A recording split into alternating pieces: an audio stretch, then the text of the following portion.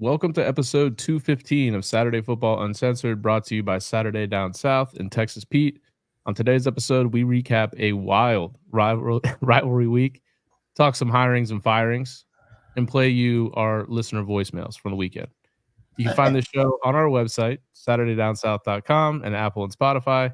Don't forget to join us for the live recording of the show, just like many of you are doing right now, every Sunday at 8 Eastern Time on the Saturday Down South YouTube page. Go share the pod with your friends, everybody. Really appreciate it. Now, here's the show.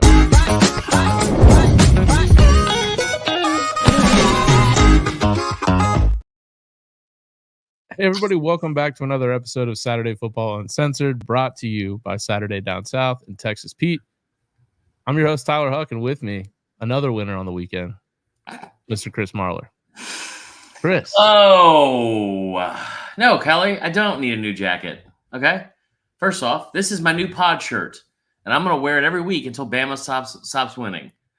Bumsies and all. Put them in. Put those thumbs in. Yeah. It's time to get popping tonight, Chris. Look, see how many thumbs I have in here, Tyler? It's the same amount of people that Hugh Freeze and Auburn decided to rush the quarterback with on the final play of the game. Just two. We're going to get to that. That was one of the more incredible decisions on the weekend. He spied a quarterback on 4th and 31. It's 4th and goal from 31. So all you want him to do is run. Just unreal. The best part of the video is watching number 9 for Auburn. What are you going to do there? All right. I'm so happy. Before we get into the games of the weekend, a lot of coaching going on. Firings, hirings. I say we start with the biggest one. Tom Allen from Indiana fired. Dude, that's actually kind of a big deal because they have to pay him $20 million. Hey, they're in the Big Ten. They can afford it, I guess. No. They have been very open and very vocal about the fact they cannot afford to pay him $20 million, and they did it anyway. Pepper says hello. Half kidding about the Tom Allen being the biggest news, obviously, but he was fired today. So shout out my buddy Matt, who I think teaches at Indiana. And he asked me to speak on it on the pod for 10 to 20 minutes, and I told him, fuck off. Yeah, absolutely not. No, but seriously. So Mark Stoops hired at Texas A&M, right? Great hire. Kind of. Oh, wait.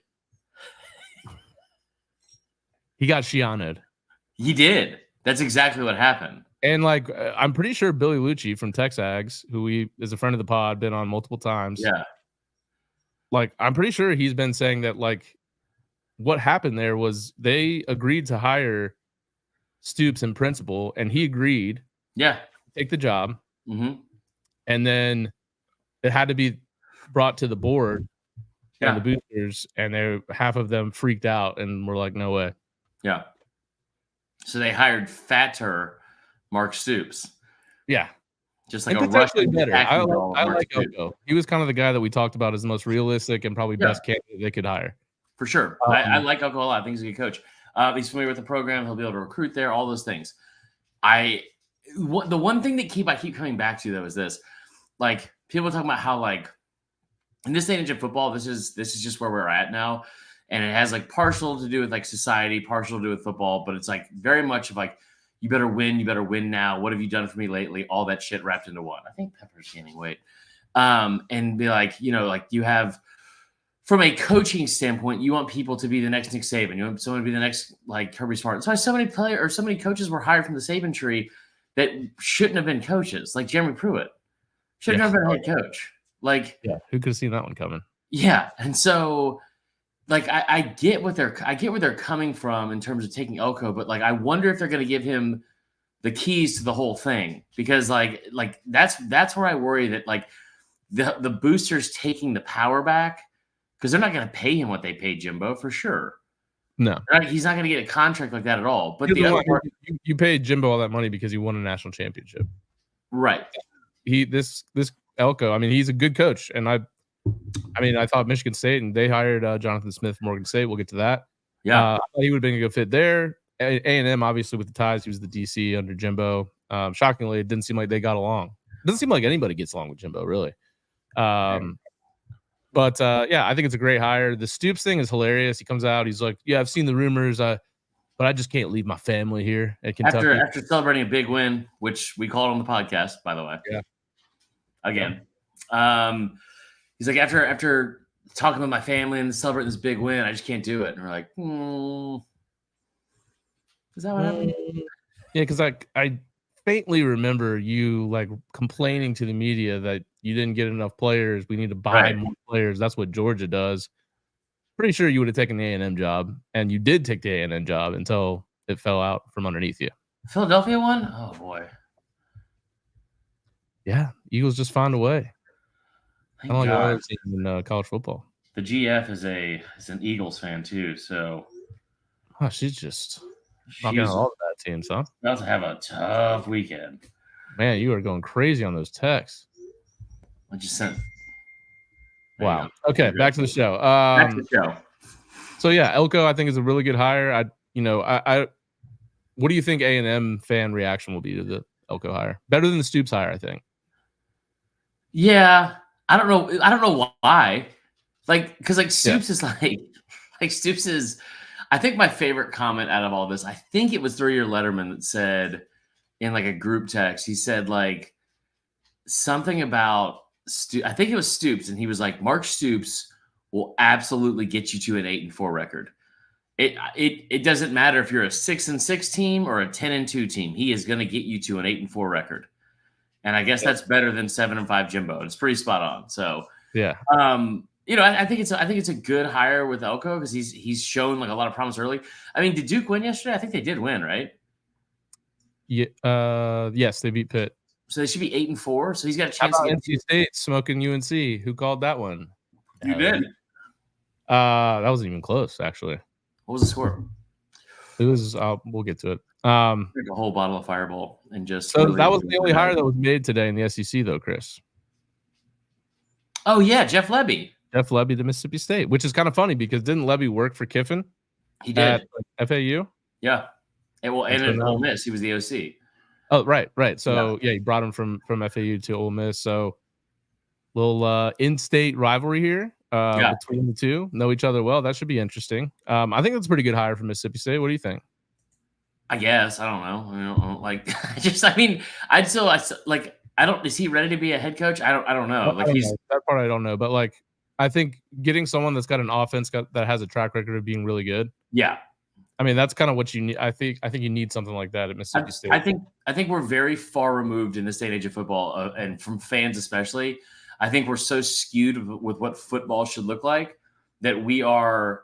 If you're going to miss, you better be scoring points when you miss. So, like, if you're Mississippi State, go out and get Jeff Lebby, and like, you better have some fun, entertaining offense while you're going 7-5, 8-4, whatever. And then like, listen, look at LSU.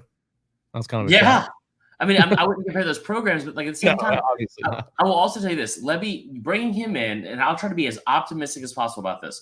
You bring Lebby in, who's now worked under a brilliant offensive mind as a head coach, worked under a brilliant defensive mind as a head coach. He has been a coordinator at the Power 5 level at 2 super successful universities while he was there, right? Like Oklahoma and then also Ole Miss. He was kind of made the scapegoat in a couple of situations, especially at Oklahoma. But he's got experience now under 2 different programs that are now going to both be in the SEC, right? And he's also very familiar with the other coach across the state. If you're a Mississippi State fan, that you want to beat Ole Miss first and foremost every single year.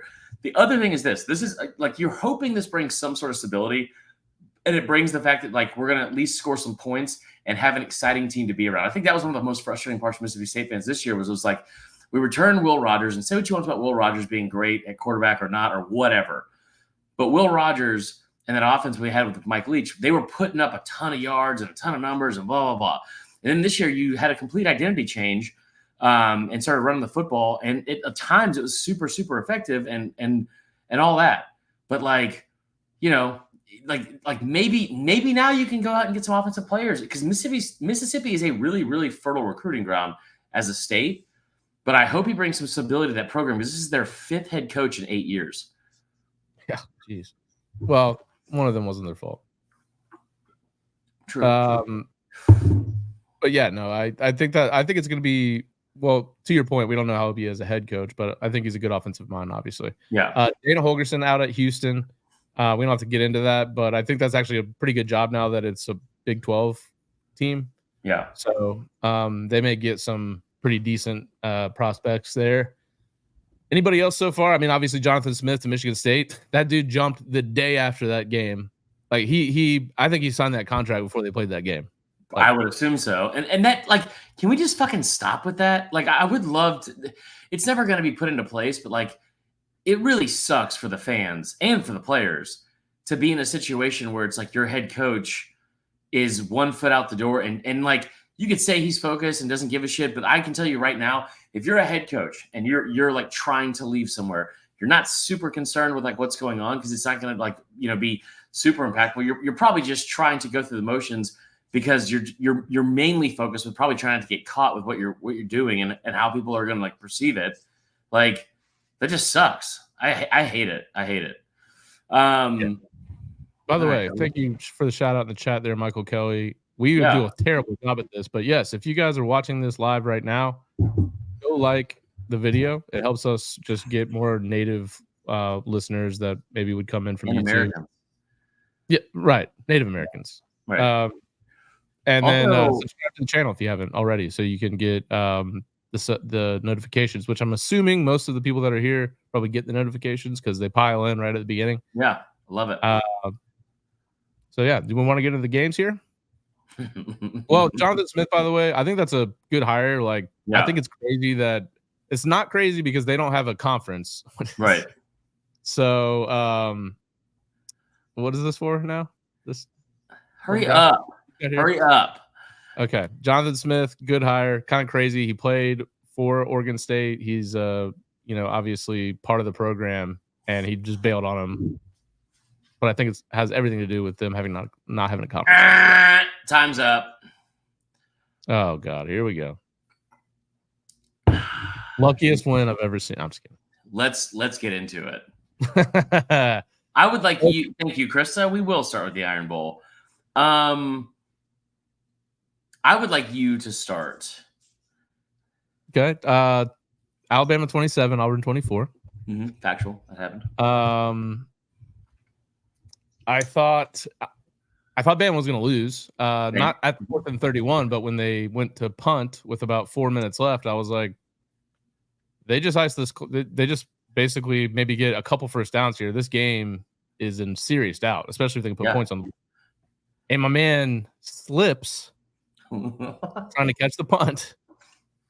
And by one of the dumbest rules ever, I still don't understand it. You can't advance a muffed punt at all. I think it's because there's no one behind them.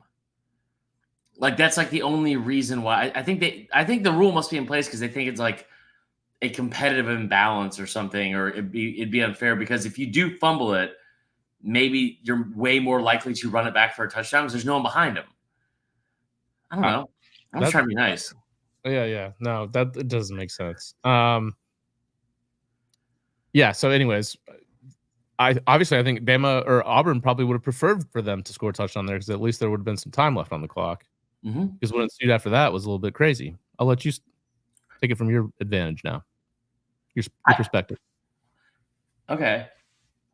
You come out of you start the game and you go right down the field and score. Okay. You go right down the field and score, and then you get they get the ball and they go 3 and out and they look hopeless. I'm like, I hate this haircut. They look hopeless on offense, right? So what is this happening here? So thanks, Casey. I appreciate that. I'm excited to go on at the wedding shower. It should be a lot of fun. So Bama scores, and then Auburn gets the ball back. And then I think they went 3 and out again. Bama gets the ball back, and they start driving. They're around midfield, and they go for it on 4th and 1, which I agree with the call. They run a end around to Kendrick Law, and he scores, and you go up 14-0. Now, what started before that that led to that was one of the most horrific sequences that 1,000% leads me to believe, and it happens once every couple weeks with this Alabama team, that this is why they're not an elite team. And that's this. You get the ball 3rd and 3. It's 3rd and 3. You don't get your first because you can't run the ball and push people around like you've done in the past. So now it's 4th and 1. You go for it on 4th and 1 and you score a touchdown to go up 14-0. But what happens? What happened for the 6th or 7th time this season? You have a touchdown called back. A touchdown called back. Not a first down, not a big play. A touchdown called back because of a penalty. Okay? So then it's 4th and 11. You got to punt.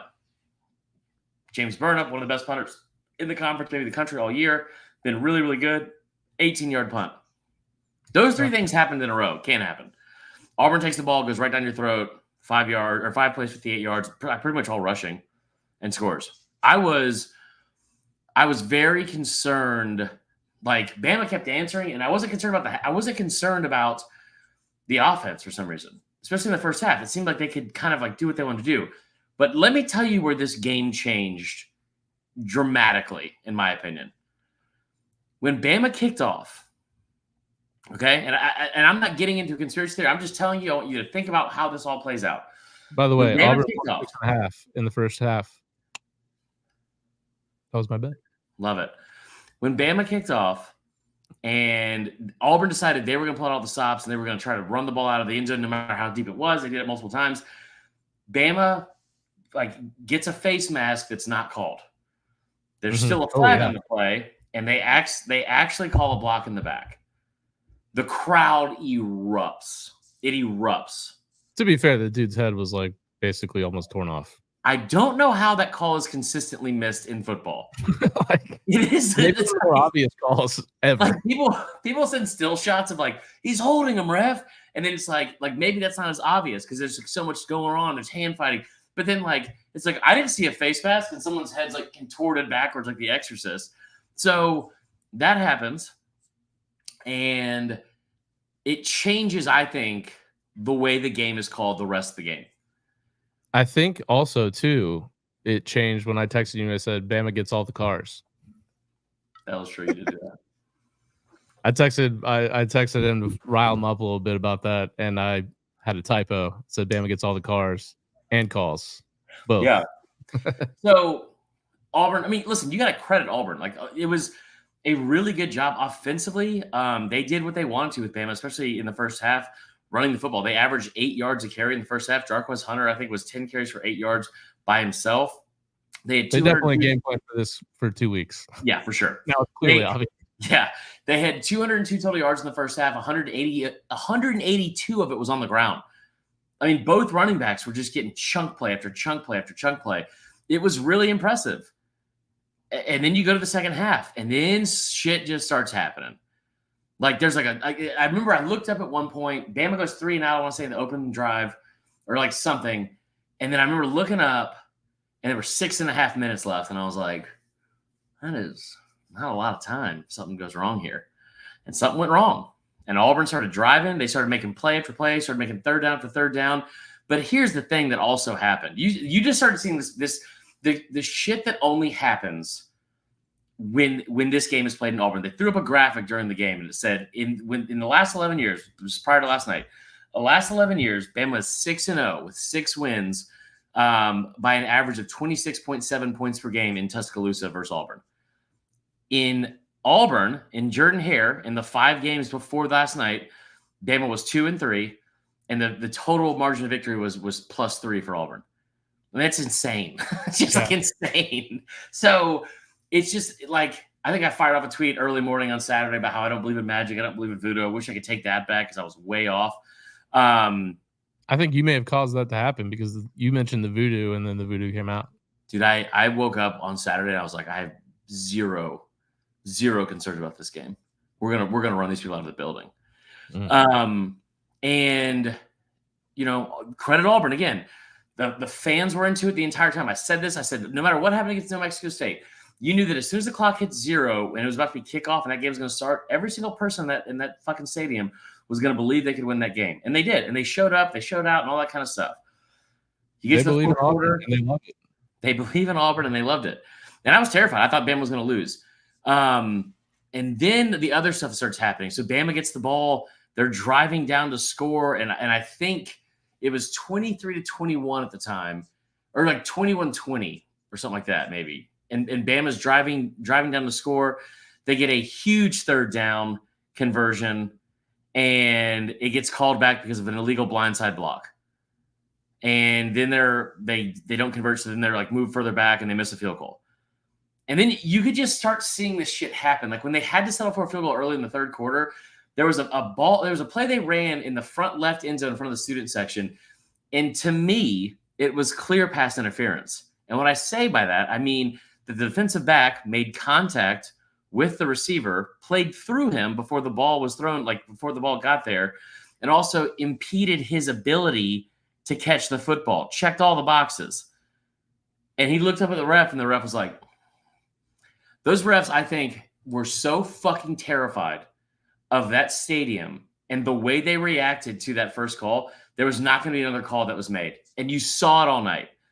Now, you take through the rest before I get into the anger and vitriol that's going to come out of this. You're angry?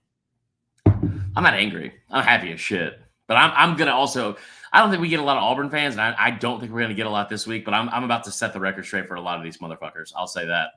Like some of these right now, then let's just get to it. Okay, here's the thing. I don't want to hear anything about the refs. The team that benefited most in this game was Auburn in a landslide. By the way, Jermaine Burton, that was a catch. My favorite of the night, Tyler. Do you know how many people, you know that a couple years back, they changed the rule that you could have more than one player moving before the ball is snapped? No. You could have two. Now, notice I said two, not three. So if it's on 4th and 2 and you have three people moving at the same time, especially if one of them's on the line of scrimmage and comes off the line, that's called a legal procedure. Why don't you just change the fucking name of it to legal procedure? Because it wasn't called, and it took about 2 extra minutes off the clock, which in hindsight, thank God it happened. But they missed calls all night. The fucking Jermaine Burton thing, he clearly catches the ball. The ref closest to it calls it a catch.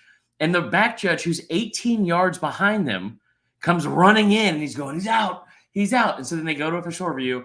Everyone in the booth thinks it's a catch. Of course, it's overruled, blah, blah, blah. All that being said, I just don't want to hear anything about it. You did everything in your power to lose this game if you're Auburn. Everything in your power. And it's hilarious to watch. Like, tremendous job of showing up.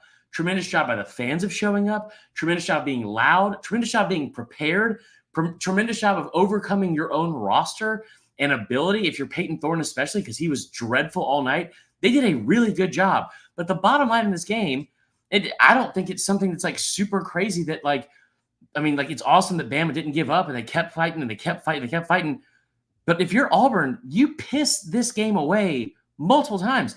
The kid that goes back to return the punt and fumbles, that's crazy. That's insane that it happened. Do you know that it wasn't the starting punt returner? It was the backup. And Hugh Freeze didn't know that either, Tyler. He didn't know until somebody brought it up to him after the game in the post game. Caleb Downs? It was a different team. So then Bama gets the ball. They get down. Then you talk about like just all the crazy shit that happens. 3rd and 20. Milroe gets like a 19-yard gain. It's 4th and 1. They have a tremendous play call from Tommy Reese. It looks like they do a tush push. They do like an end around, sweep type thing. They get the first. Then they have the ball 2nd and goal from like the 5-yard line. And you've seen this called this year. You've seen defensive players come up and clap, and it's defensive delay a game. Yeah. If you rewatch the video of why Seth McLaughlin decided to snap the ball 18 yards behind Jalen Milroe on 2nd down, that's why. But on 4th and fucking 31, you decided to put 2 people to rush the quarterback and then spy the quarterback with someone else. And I tell you what, my favorite part of this whole thing was I'm sitting here and What's the point of the spy? Good question, Tyler. Just do a delayed blitz. Just do something besides doing a little jig there in the middle of the field. I think that it was very. My favorite part of it was. So I'm still over here. My parents came back early. They had a little bit of a family emergency, so I'm over here watching the game with them. And I'm sitting there and I'm like, I'm watching. I go into the living room and I tell them, I have to watch this with you guys. I have to watch this game with you guys. I'm sorry. I'm freaking out, blah, blah, blah. My stepdad just hits the recliner button and he just goes, just walks out. He's like, I can't be around you, which is totally understandable because I was a nightmare. So then we get there and I'm like, we're gonna lose this game. We're gonna lose this game. So I just go back in the other room, 4th and 31, and I see him throw it. I'm like, that ball's gotta be 10 yards out of bounds. And sure enough, fucking Isaiah Bond comes down with this miracle. And Tyler, I haven't been. It's just like it was crazy. It was insane. It was 4th and 31, man. It was 4th and 31, and they scored. And it was. I'm just so happy. Like that was just incredible. That was just like 4th and 31, dude. And they scored, and they did it in Jordan-Hare, and they ripped their hearts out for the second time they went down there. And I tell you what, man, it was the outside of that happening, because it was such a huge like it felt like 2nd and 26. It obviously went for the national title, but it's like, I was doing all the things that all fans do, which is telling myself like, we weren't gonna ever win the national title. We were never gonna beat Georgia. Blah, blah, blah. It doesn't matter. Who cares? And then he hits it, and I was like, we're winning championship. I just started going, like making these like very guttural, oh man, like freaking out in the game, dude. We talked about it. I know, but I thought that was awesome. And the last thing I'll say from a petty standpoint, the part that I should have known was going to happen, I didn't realize it was going to happen on the level that it did, and that's this. Like, Auburn fans, I understand what you hang your hat on a lot of times, which is like, hey, we're a great fan base. We show up no matter what. This is, the stuff I saw that was happening afterwards. Like, this is the worst Hugh Freeze team they're going to face. And they just took like mighty Alabama down to the wire and blah, blah, blah. And like, Bama should never even been in a situation. We're still going to show up even if we have to go to a Birmingham Bowl and like all this stuff. And that's great. But the fucking audacity from the Auburn media to ask Nick Saban in his press conference. Okay. Yeah. To ask Nick Saban in his press conference if he felt that he was lucky and fortunate to win that game. In general, to ask that question was fucking bullshit. And then to sit there and say that when your entire fan base and stadium is celebrating the 10th anniversary of the Kick Six, like you don't celebrate it every other fucking week of the year anyway as an Auburn fan. And Saban looked at the guy and said, you guys are big fans. You guys love to celebrate the Kick Six here. Do you remember that in that game in the second half, we were up by 7 and we had the ball inside the 25-yard line 5 different times and never scored? Missed a field goal, got down to the 7, had a penalty called on us. Is this you saying this? Or is no, this is exactly what he said. This is exactly what he said. And he said, if you're in this business long enough, sometimes you catch the breaks. And I'm fine enough to admit that tonight we got very fortunate. But it was like, fuck off. Just fuck off. Like, you fucking lost. And you lost because of coaching. And also, you hired this dude strictly because he was able to beat Saban twice almost a decade ago. Karma's a bitch. Love it for you, though. Love it for me. I'm now glad that it didn't work out, that you and the lady didn't watch the game together. Yeah, that was tough because the family emergency, like I said, but it was definitely for the best. Yeah, 100%. Yeah. I can turn the fan on. All right. Let's get to the next game here. Did we get no voicemails? Oh, yeah. My bad. Good Lord. What's going on over there? Too much. All right. Wait for you to get back. I don't know what you did. Okay. We've got some Bama calls. Yeah. And we're going to play all of them tonight, I think. I think it's worth it. By the way, real quick, while you're setting those up, you know that those are the same refs from the Bama-Tennessee game last year. I did not. Fun fact. It was fun. All right. Let's get it kicked off here. James Bobby here. Roll Tide. Fuck these refs. They can suck a dick. And Auburn can also suck a dick. Roller coaster of emotions here. I'm happy. She's happy. He's happy. Roll Tide. Goodbye. There you go. There's the first one. Love it. What's up, guys? It's Bama Bo here. Man, I had to step outside for just a minute to get some air after that Bama game. That was one of the most insane things that I've seen in the past 10 years. You know what I'm saying? I'm honestly in just utter shock. I don't even know what to say. I do know that the refereeing on both ends were fucking miserable. But other than that, I mean, what a game. That was just hard-nosed, hard-fought. And, I mean, Auburn really put up a fight. But I just, I knew they were going to. But, wow, what an ending. Incredible to see that.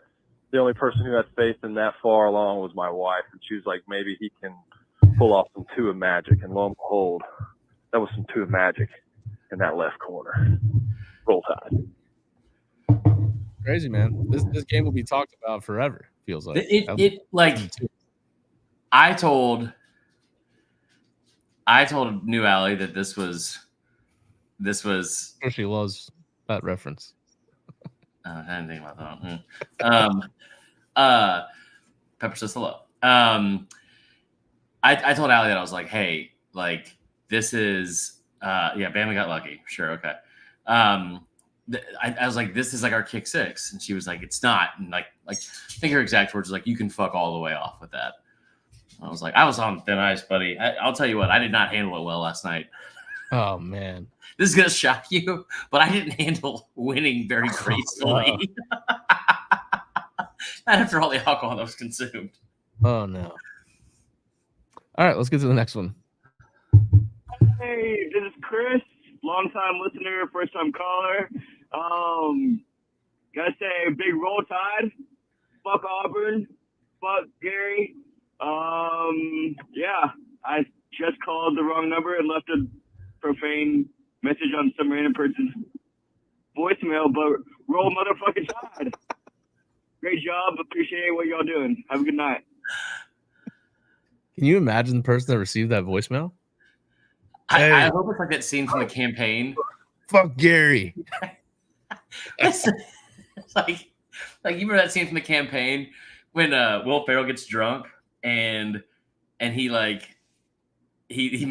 him, he's like, hey Shayna, I was thinking about that time we did it in that porta potty, and it's like, now we're eating dinner, guys. Let's let the machine get it. And then it's just like him. So good. All right, got some more here.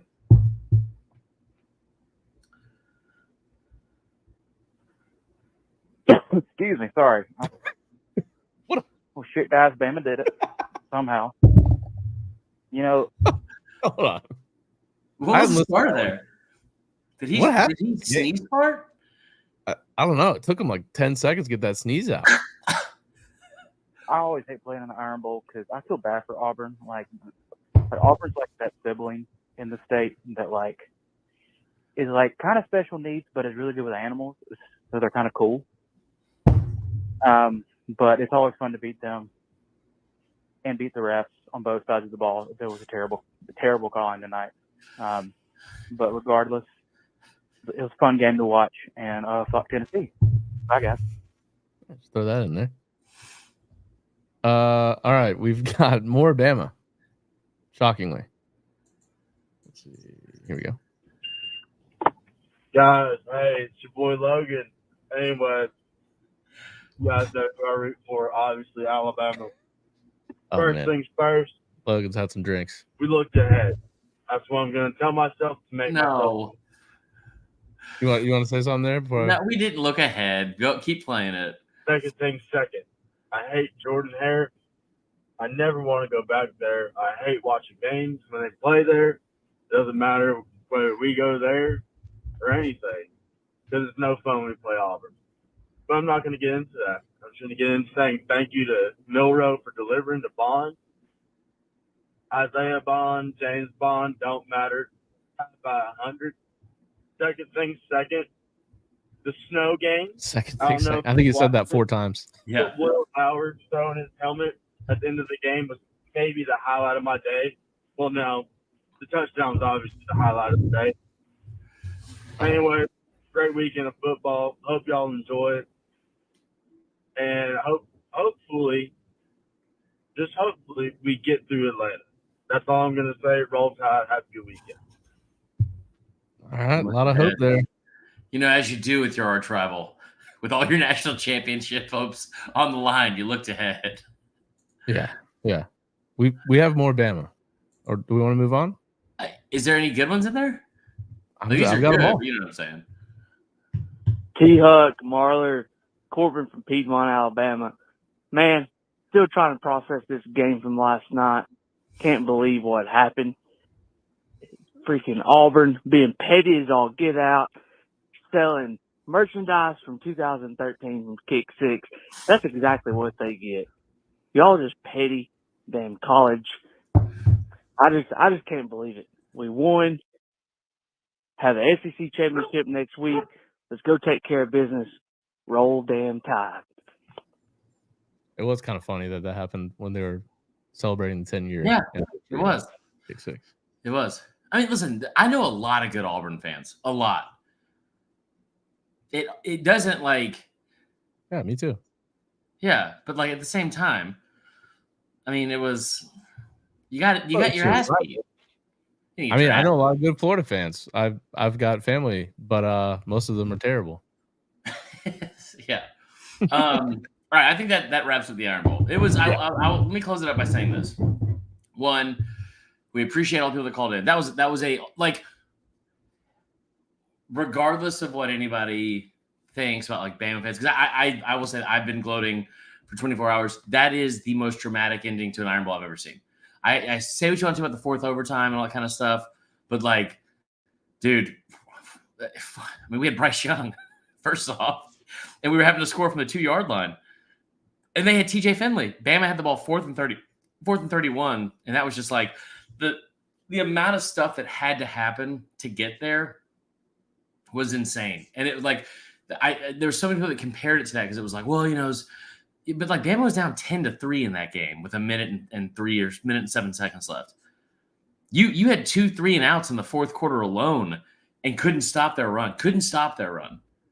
It was awesome, man. It is something that I am very glad to finally have like one game that I can watch for the rest of my life and be like, oh man, that was awesome.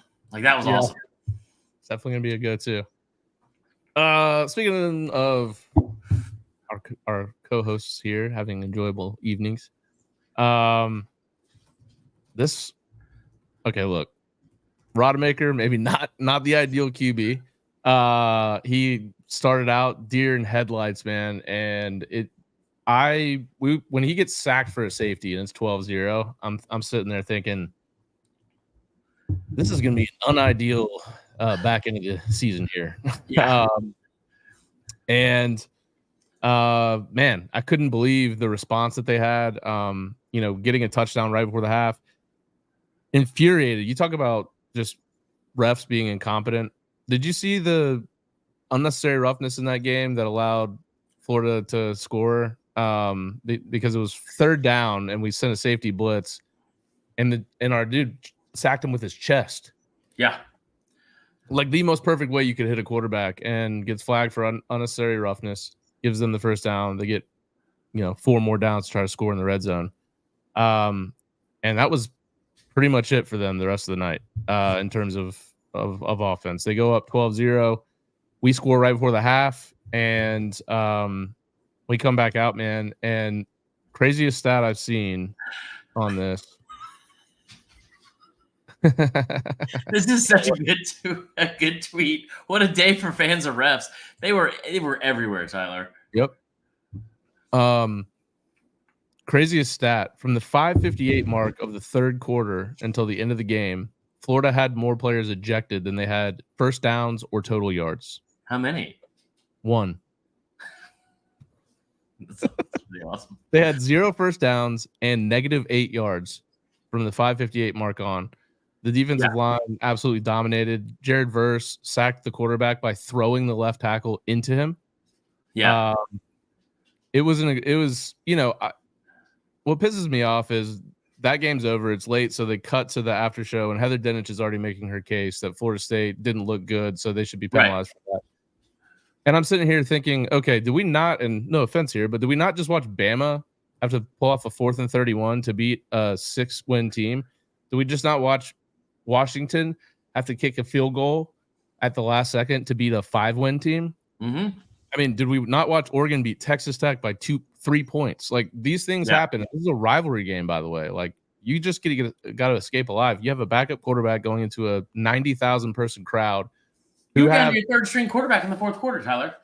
Oh yeah, because and then you threw him on the first play of him being on offense. You threw the ball. Oh yeah, that is Norvell, man. He's got full confidence in every player on the team. It's crazy. I was even more shocked that Rodemaker came back into the game. Yeah, his eyes must have because his eyes came back to his body. And I was like, good Lord. So now they showed slow-mo of him getting hit, and his eyes were like, it looked like a fucking homeless dude from what do you call it? Big Daddy or Mr. Deeds, whichever one it was. It was just oh God.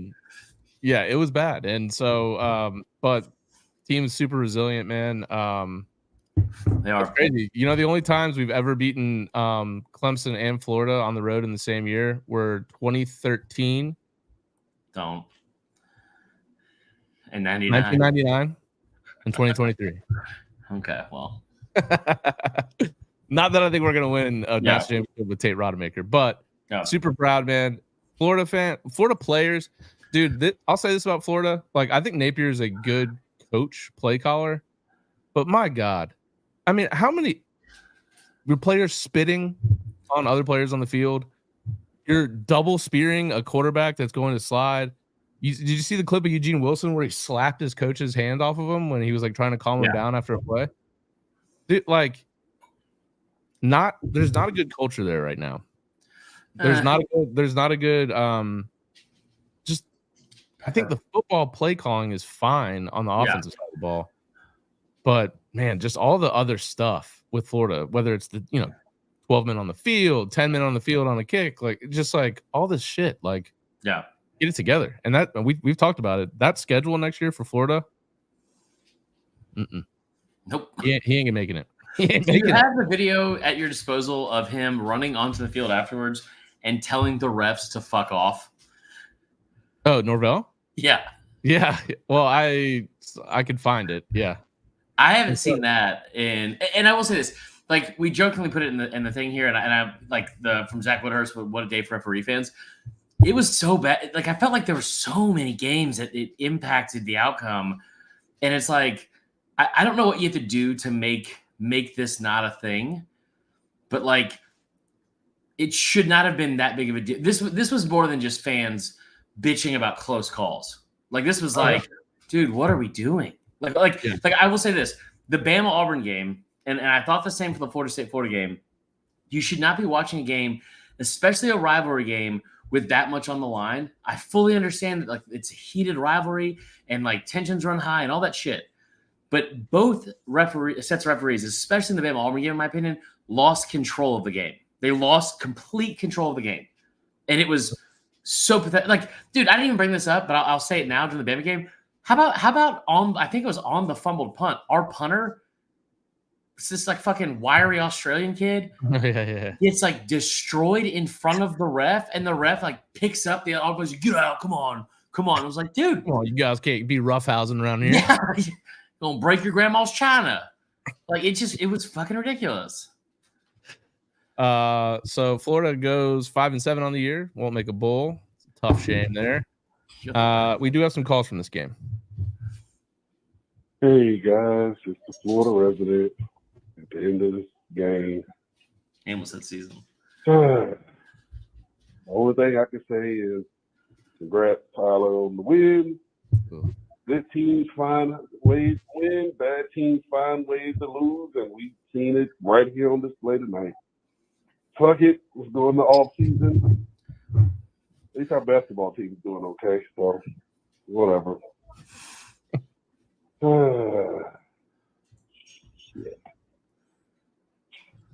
Yeah, whatever. Y'all have a good one, man. Hey, I do. I hate Florida, and some of the shit that the fraternities were hanging up on banners about Jordan Travis really pissed me off. What'd they say?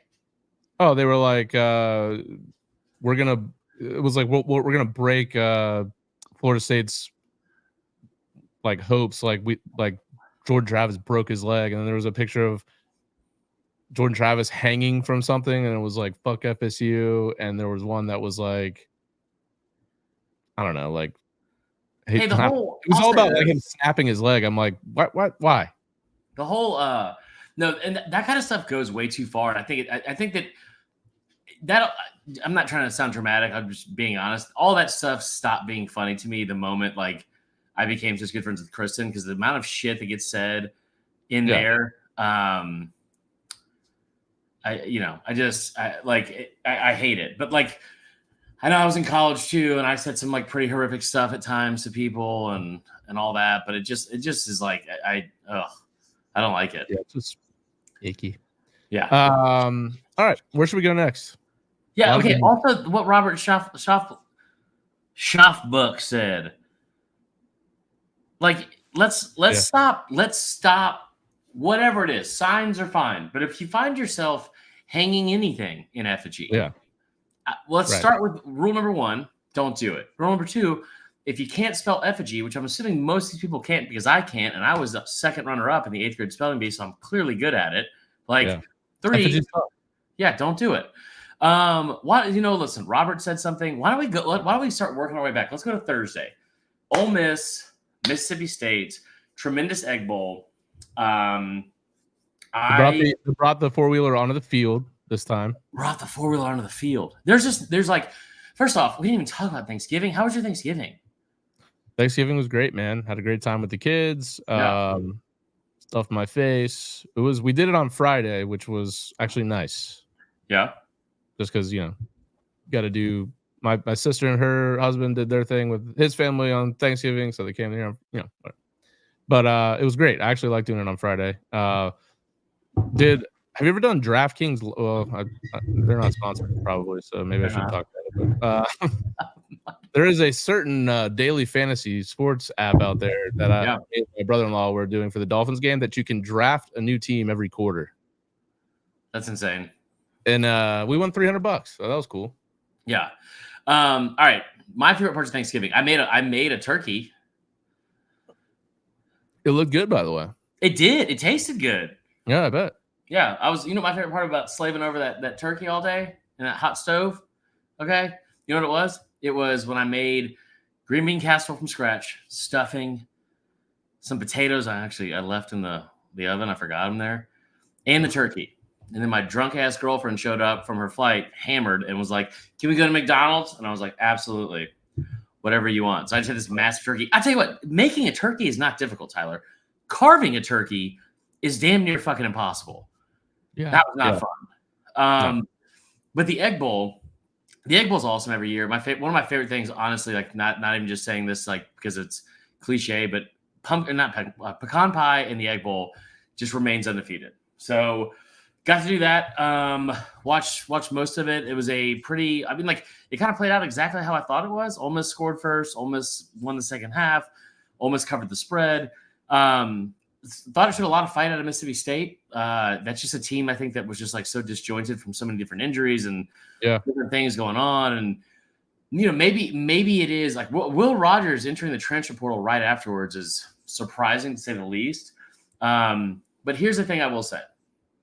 Ole Miss, which is where we should have the focus on, we kind of mentioned before the game started, if you told an Ole Miss fan that you're going to win 10 games and your only losses are going to be to Bama and Georgia, I don't think anyone would have believed you. I think this is correct. It's only the second time in program history they got 10 wins in the regular season. It's just an incredible job. Like an incredible job of Lane, especially with a new coordinator on DC, Jackson Dart. Now he's also coming back for a third year.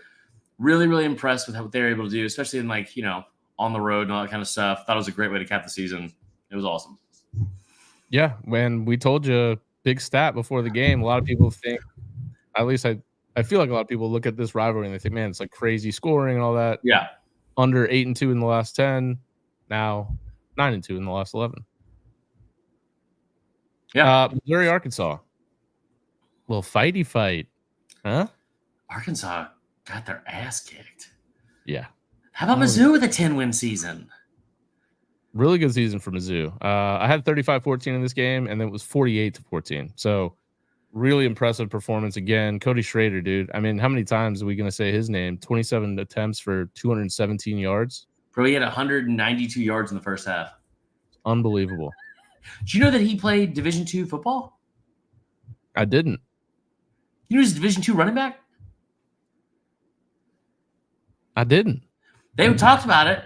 They were saying on the message boards. That was a tremendous win from Mizzou. Tremendous win from Mizzou. Robert's here, so we kind of have to talk about the other game. Okay. Iowa, Nebraska. Oh, God. Do we have to? Yes. Because it hit the under. It's their seventh straight game that hit the under. And the total was 24.5? It got down to 24.5, Tyler. Here, I said this. I was like, listen, if you're a good gambler, which I'm not claiming to be, if you're a good gambler, also I went 14-5 in my picks. So you're 14-5, Tyler. At one point, I was 14-1. That's pretty good. Yeah. Pretty good. So I was watching this game, and I'll admit it was the first time that I had watched them in extended fashion from Iowa, and I'm so glad that it was, because they are tough to watch. They are tough to watch. Yeah, because it was like watching high school girls basketball. It is so bad. It is so bad. So Iowa is playing Nebraska. They're an underdog at 9-2 against 5-6 Nebraska. And the like I said, the over-under gets down to 24. I like their quarterback because he looks just like me. He's fat. He's 6'3", 260. Well, you're not 6'3". We're almost the exact same weight. He is 260, and he has a squatted down Ben Roethlisberger. If you just mush down Ben Roethlisberger and none of the muscles stayed, it just got even mushier. He's got that whole saggy butt thing, saggy britches. Okay. But yeah, so then I just remember watching this game, and it was tied 10-10, and they threw an interception in a pretty key spot. They couldn't throw an interception in, and they did. They found a way. And I was sitting there watching it, and I was like, I went to the other room for something, and by the time I came back, Nebraska had lost. And I wasn't gone for long. 30 seconds at most, probably. At most. It was just wild. Yeah. Shout out to Iowa, man. 10-2, going up against Michigan for the Big Ten championship. Yeah. I think you want to talk about America's team. I think Iowa might be America's team this week. Yeah, I can see that. How much would you love Michigan losing? Just even if you didn't, cheating scandal aside. Oh, it'd be that'd huge. Be great for Bama. It'd be huge. We'll start talking a little bit more about playoff scenarios this week. If you want to do the live reaction with me on Tuesday, because Connor's out. I'll check my schedule, but if I'm free, let's do it. Okay. All right. What other games do we have here? Let's kind of go through here. So this is Friday night. Let's do this one real quick. It ended up not being a very good game. I kind of thought, real quick. What I was going to say, if you're a good bettor, you don't want to tease stuff a lot. Yeah. But Iowa, the under was at 24, which means you could have theoretically, and I did, teased 3 games by 10 points. So I went heavy. OU was a 9.5 point favorite. So the total was 15.5? 14.5. 14.5, yeah. 24. I got a teaser with OU to win, Nebraska, Iowa to not lose by more than 12.5, which they were almost not 12.5 points scored, and then the over at 14.5. That's unbelievable. That's easy money, baby. Yeah. This game, like I said, kind of disappointed the way it ended for Oregon State. I thought this would be a much, much closer game. Now that we found out that the coach was halfway out. Yeah. But it's still – Oregon is one of the most impressive teams in the country right now. They are. It's hard to look at them and wonder if they're all right, are they really, really this good? Peppers says hello. Did you see the spread of the Pac-12 championship game yet? It's only 8.5. Wait, Oregon's favored. 9.5 now. Oregon's favored? Yeah. That's interesting. Yeah. Vegas is very high on Oregon with good reason. Yes. Yeah. No, they're really good. So Oregon, I think Nick's who's going to win the Heisman? Nick's or Yeah, I think so too. It should be. We should move right along and then go to. Oh, don't need to go to that game. Like LSU A&M. Yeah, this is an 11 a.m. kick, local time. I know Krista said she saw it as one of the better parts because of the day because they got out of the way early. It didn't play out exactly how I thought it would. In the end, all the things I thought were going to happen did, but not in the same way that I thought was going to happen. Like they covered the spread, they covered the second half spread. Jaden Daniels got over 4 touchdowns. By the way, you could have gotten Jaden Daniels over his total for touchdowns was 2.5, which was free money. But yet a third string quarterback for A&M, it should have never been this close, and it was because that LSU defense is so bad. A&M did something that was very frustrating, I think, to everybody in America to watch. And you have to tip your cap to the coach because it was a good coaching decision. But they just took the ball out of Jaden Daniels' hands. Like, that's all they did. They were going on 7 and 8 and 9 minute drives. They had like a 17-play 9-minute drive to start the second half, and it was like, I hated that. But Jaden Daniels, man, your running clock is crazy. Like, I'll go back to the Florida State game. Florida State ran 3 plays in the first quarter. They went 3 and out, and that was their only possession. How? That's how long Florida held the ball. They did the same thing. They were just like, we're just gonna keep the ball as long as we can and shorten the game. Which is kind of what you should do every time. If you're the underdog, it's smart. Yeah. But no, like I said, like I think Krista, and you can back me up on this, or you can correct me if you think I'm wrong. I was confused at the end, and it all played out fine, but I was wondering what Brian Kelly was going to do because I thought he was going to get Jaden Daniels I thought he was going to give him 50 touchdowns no matter what. And he did. And they got the ball with like a minute and a half to go with the opportunity to kneel it. And I wondered if they were going to get him another touchdown and put the game like even more on ice and pad stats, or if they were going to take him off the field and give him a standing ovation. And they left him on the field. And, I think it's still like he got his flowers and all that kind of stuff. I mean, I feel like I'm being biased, and I feel like I wouldn't be super mad either way. They're showing Joey Bosa right now in his game. He's like in street clothes and he's just eating a bowl of cereal. What? Focus, boy, focus. Anyway, I feel like I'm being biased when I say this, but I also kind of don't. Like, I'd be fine if Bo Nix won it. I would. But I feel like Jaden Daniels deserves the Heisman. Yeah, I do too. Like, my vote. And I think now that we're established members of the media, we should at least get a vote each, or at least one for the podcast. Connor's got one. Connor has one? Connor's got a Heisman vote. All right. We need to get a Heisman vote. We need the people to help us get a Heisman vote. I have them for like half the awards. You do? Yeah. All right, this is bullshit. I need one. I got Lombardi. I got Doak, All-American team. I get Ray Guy, Lou Groza. That's 5. I'm missing one. I think Ronnie Lott, I get. So let's get an update. You've been breaking down the Groza tape. Who do you like? There was one year. I'll be very honest with you guys about this. There was one year. Don't admit this because they're gonna take your vote away. Let's go. No, they're not gonna watch this. 2020. I stayed up way too late and I took way too much of my medicine. I was like, I'm gonna take this so seriously. Grinding your teeth. And I did. Jaw had been hurting when you woke up. It was so bad. just all Adderall out and like I was like, I remember I finished my voting and I took it so seriously, Tyler.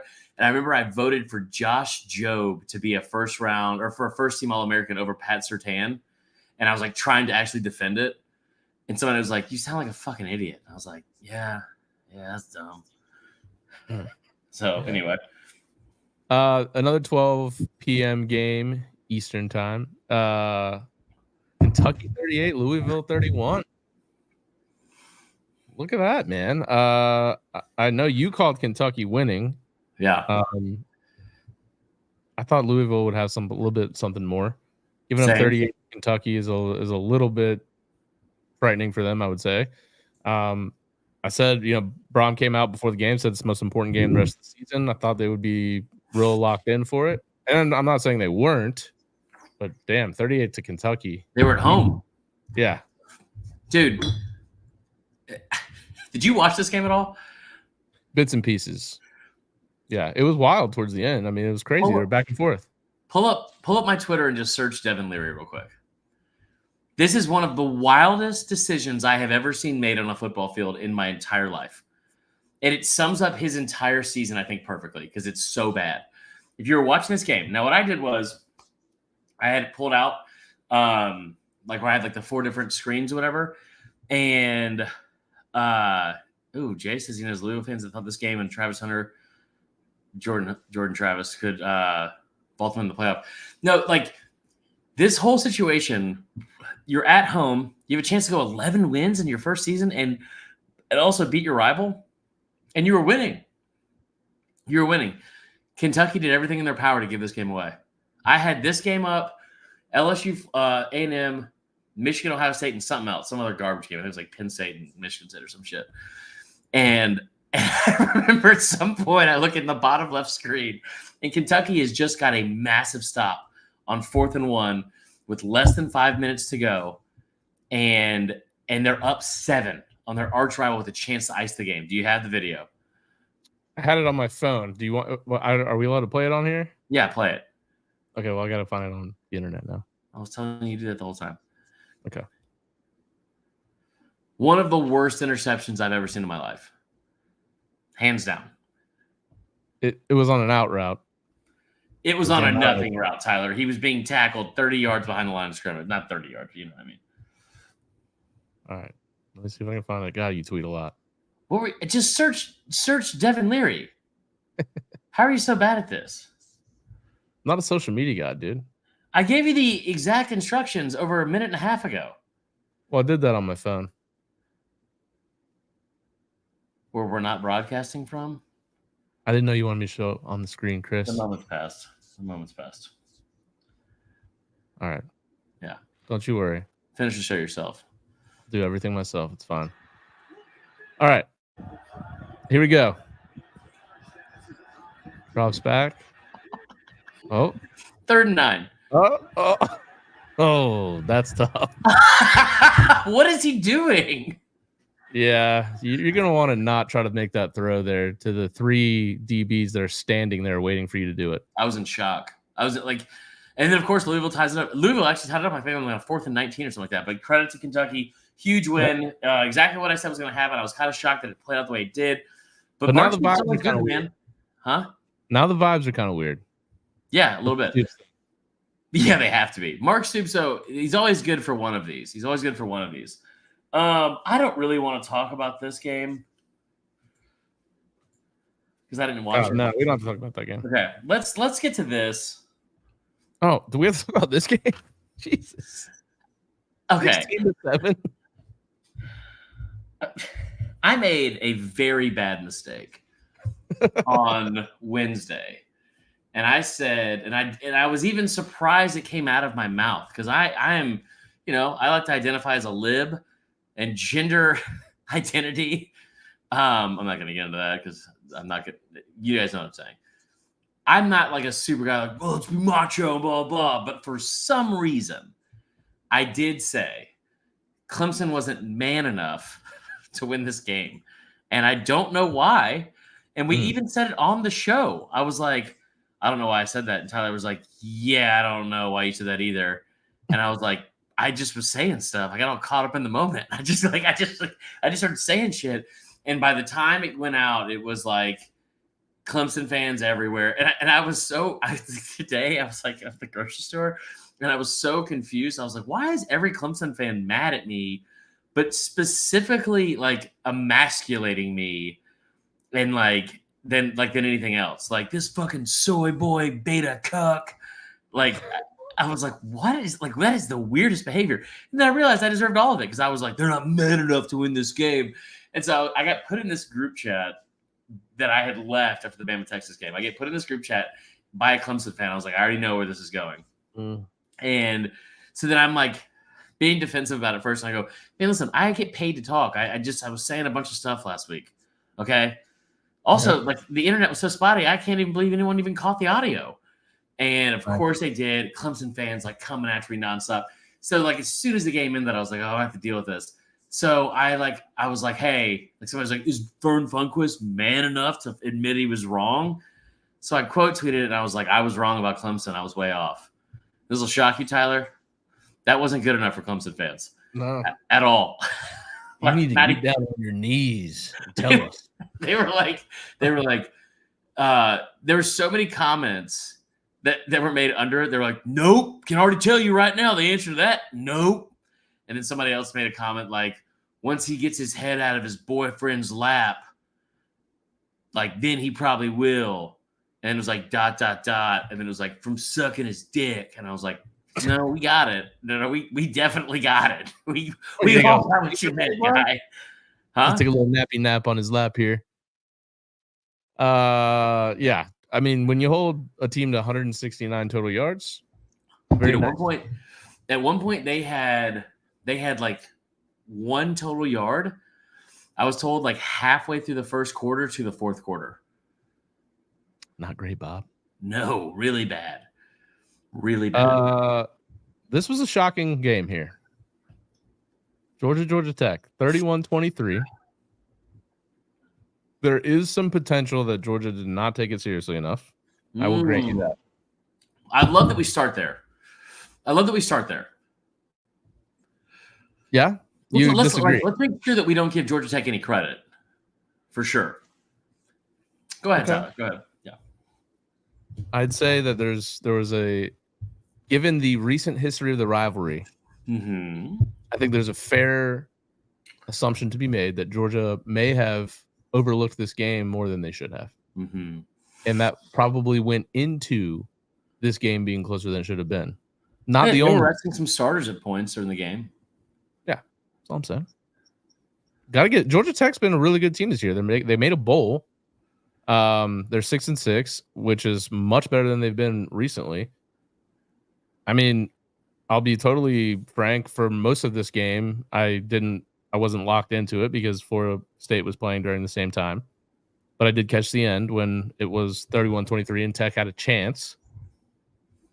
But this was probably the most shocking game of the weekend, to be honest.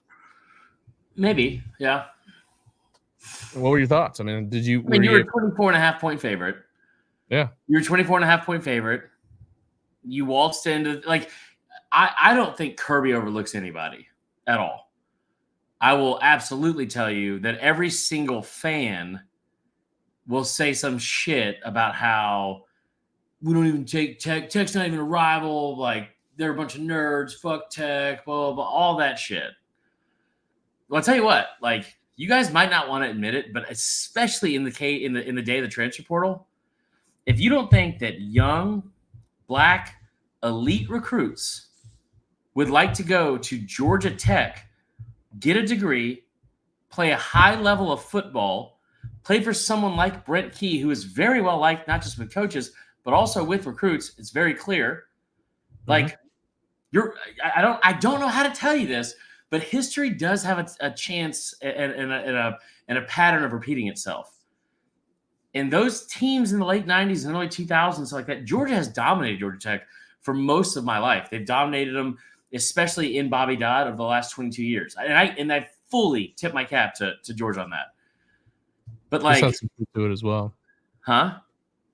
This comment here, Georgia versus unranked opponents this year, never really looked that great. And then when they had to get up for a game, they were dominant. Sick, dude. Sick. That's true. Also, Michael Kelly, I love you to death. But you don't get to say this when George Pickens played football at your school for 3 straight years. Like, I mean, like, yeah, it is hard to get kids into school at some places. Some people take that seriously. Some people go out and get George Pickens. Notre Dame. Yeah. Yeah. I mean, I think that, like, I was very impressed with Tech. I never thought they were going to win that game. I thought it was very weird that Brent Key didn't go for it on 4th down and try to kick a field goal to go down 14-10, I think it was, or something like that early on, or maybe it was like, maybe it was up 10-7, I don't remember. But like, I thought that was kind of interesting. But what it did tell me from his standpoint is he made that decision because he didn't think that they were going to necessarily be in a dogfight. Like I think he kind of liked their chances. But here's the thing. I don't disagree with what you're saying about the whole thing about how when they show up, they could have put their foot on this team's throat and put their foot on the gas and never looked back. They ran the ball at will when they wanted to. They had a bunch of offensive starters out. And the most impressive part, like I'll break you down and build you up. If you're a Georgia fan, I don't care about any of that shit because they were never going to lose this game. They were never going to lose this game. They could have started Brock Vandergrift the entire time. They were never going to lose this game. You just finished the third straight year. Third straight. Undefeated. Yeah. You went 12-0 for 3 straight years in this day and age of college football. That is one of the most impressive things in the SEC. Yeah. With Nick Saban. That's crazy.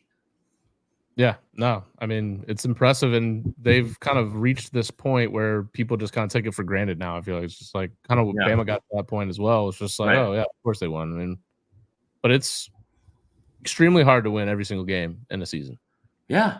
You take it into account injuries that happen, off weeks. I mean, to go undefeated in the regular season 3 straight years is pretty incredible. I think one of the things that's been most impressive to watch with Georgia's rise to dominance and become the most powerful program and best program in the country is how quickly the narrative of rival fans came from being, oh, well, Kirby can't ever win the big one.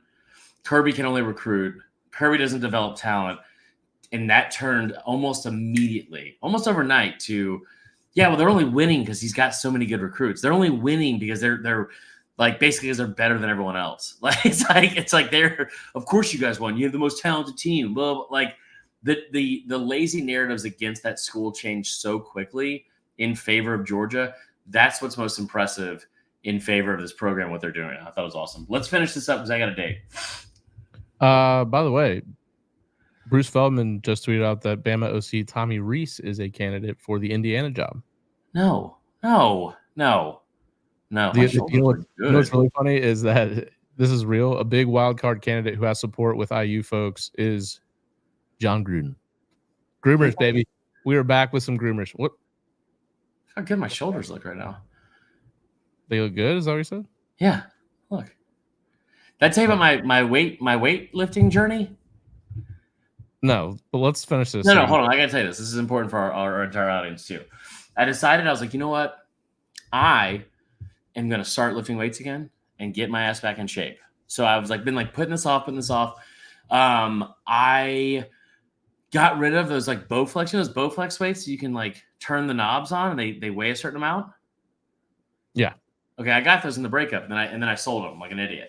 So I was like, I'm going to go ahead and get myself some new ones. I'm going to finally pull the trigger. They're super expensive, but Target has a sale for like $230. My first mistake was thinking that Target was having a sale on anything. So I go up to Target with my buddy George. I go get this fucking giant box of Bowflex. Tyler, it's just one dumbbell. I just got the one. So now I've just been lifting weight singular, just the one. How many pounds is it? It goes from 5 to 52.5. Hell yeah. I know you're pushing those 52s. I don't know why you're saying like that. I'm trying my best. So fuck off. Let's talk about the final game. Michigan and Ohio State. Pretty good ending there. I would say it was mostly boring. I thought for the first 2 quarters, but yeah, clearly a defensive battle. We both thought Ohio State would win, and they had a chance to, and they actually outgained Michigan 378 to 338. Yeah. But ultimately, Kyle McCord throws the pick at the end there. I still don't know what to think about Michigan. I mean, they're clearly a really good team. Don't get me wrong. But what do you mean? What do you mean? I just don't know what to think about them. Like I feel like this was their first test, and they passed it, which is good. But I don't know. Okay, I'm gonna go off on this real quick. Okay. Here's the thing. I've hated Michigan all year. I think they cheated. I think they have played a weak schedule for most of the year until the last 3 weeks. I think they have gotten away with some of the most ignorant talk about a program and, in my opinion, somewhat of a cover-up that, like, we've seen in recent history from a major blue blood program. It went from being like, everyone's out to get us. They're saying all this because they're mad. They're jealous. Ryan Day's the one that leaked all this and blah, blah, blah. Everyone does it. to being like, the world's against us and blah, like everyone's against Michigan. Well, you cheated. You cheated blatantly. And you did it over and over and over again. And you did it against pretty much an inferior slate of opponents for 2 to 3 years. But here's the thing we all have to understand now at this point. They just went out. They beat Penn State. Then they beat Ohio State. They did it in the last 2-3 weeks. They've played half the season without a head coach. That, like, we can say all the stuff that happened and that's all fair and true. But now the season's over. They're 12-0, and you have to tip your cap to Michigan. And there's nothing left on the slate for us to be like, well, when this happens, though, then we can start taking them seriously. No, like they are a good football team, and they always were, which is also part of the reason why it was so fucking confusing that they were cheating the whole time. But, like, hats off to Michigan. They did things in that game when they needed it most, converting 4th and 1s. They were able to play power football. But again, you played in a Power 5 conference at an elite level. You had one of the best, like, margins of victory against Power 5 opponents and in a season that we've seen in the last 20 or 30 years. You did an incredible job, and you did it where your coach was absent for half the game or half the seasons. So I just thought it was I will stop talking shit about Michigan until they lose by 20 in the playoff like they always do. Lastly, your top 5. Top 5. Georgia, Michigan, Oregon, Texas. Okay. Alabama. Okay. All right. Good for you. I'm just saying. I'm going to go Georgia, Mm-hmm. Michigan, Oregon. Are we Florida State based on resume, but I actually think that they would lose to both Texas and Bama. And they would. That's why you think that. And 5, because of the backup quarterback situation, by the way. Yeah, for sure. And 5, I will go with Texas. Okay. All right. That's going to be the show. Appreciate everyone listening in tonight live in the YouTube and the Facebook. Really appreciate you guys doing that. It's always fun to interact with you guys. More of you that listen to the pod should do it. 8 p.m. Eastern time every Sunday night on the Saturday Down South YouTube page. Also, thank you for those that called in. I just realized that we didn't play any of the rest of the voicemails for any of the games, which is good. So call the hotline 770-674-8233. We will play the best voicemails that we get, and we were getting a lot of them. We're actually having to make choices now instead of just playing everyone we get because there's only like 4. So we appreciate that as well. More and more of you calling in, getting new callers every week. Don't forget to check out all of the videos and clips from the show on social media at Saturday Down South on Twitter, at Saturday Down South on Instagram and TikTok, and Saturday Down South on YouTube. For Chris on Tyler.